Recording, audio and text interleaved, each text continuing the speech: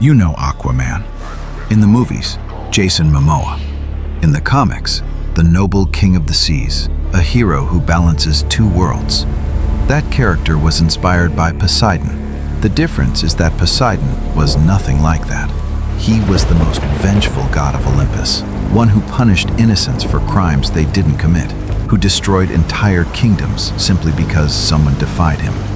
This is the story no adaptation has had the courage to tell. When Zeus, Hades, and Poseidon defeated their father Cronus and divided the world among themselves, Zeus took the sky, Hades took the underworld, and Poseidon took the sea. The myths suggest he never fully accepted that, and that feeling of receiving less than he deserved shaped every decision he made afterward. To the Greeks, he wasn't a noble king. He was a force, like the sea itself, without judgment, without proportion, without distinction between guilty and innocent. One story that reveals who Poseidon truly was is what he did to Medusa. Medusa was the most beautiful priestess of Athena. She had taken vows of chastity, dedicating her life to the goddess, one of the most sacred roles in ancient Greece. Poseidon desired her and violated her inside Athena's own temple. He faced no consequences. Athena, furious at the desecration of her sanctuary, could not punish Poseidon directly, so she did what was within her reach. She punished Medusa. She turned her hair into living serpents. Her gaze turned anyone who looked at her into stone. The devoted priestess who had been violated became the monster heroes needed to kill to prove their worth. Banished to the edge of the world, alone. The Greeks recorded the story without judgment. It was simply how the world worked. The powerful decided. The powerless paid the price. Poseidon was never questioned, and he continued to be worshipped by every sailor who depended on the sea to survive. But Medusa was not the only innocent to cross Poseidon's path. Minos was king of Crete. Poseidon sent him a perfect white bull as a divine gift, with one clear condition: it had to be sacrificed in his honor. Minos kept the bull. It was too beautiful to kill. Poseidon became furious. As punishment, he made Pasiphae, Minos' wife, fall madly in love with the bull. The child born from that union was the minotaur, half man, half bull, hungry for human flesh. Minos built the labyrinth to hide it beneath his palace, and to feed it, Athens was forced to send 7 boys and 7 girls every year, young lives that entered the labyrinth and never returned.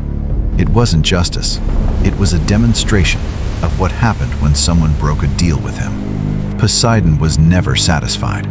He wanted Athens, the most influential city in Greece. He wanted his name carved into it, his temples, his worship. Zeus decided they should compete. Whoever offered the best gift would claim the city. Poseidon struck the ground with his trident. A spring burst from the rock. Salt water, useless to drink, useless to farm. Athena planted an olive tree. Food, oil, wood, shade. The Athenians chose Athena. The response was immediate. Poseidon flooded the plains where the city stood, destroyed crops, drowned homes, killed animals. He didn't try to offer something better. He didn't accept defeat. He simply destroyed what he couldn't have. And when Poseidon couldn't dominate cities, he dominated what no one could escape: the sea. And it was there, far from any temple, far from any protection, that one man felt the weight of that for 10 years. After the Trojan War, 10 years of battle, Odysseus set out for home.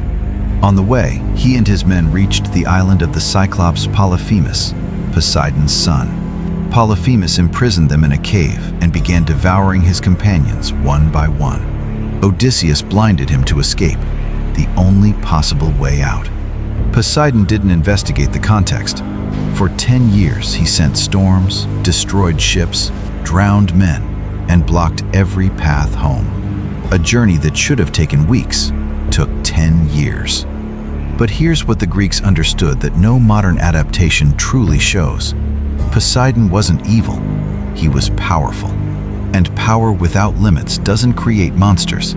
It creates gods who act exactly the way humans would if they never had to answer for anything. with total indifference to the consequences for those beneath them. The Greeks didn't create perfect gods because they didn't believe in perfection. They created gods as mirrors, amplified reflections of what humanity becomes when no one can say no.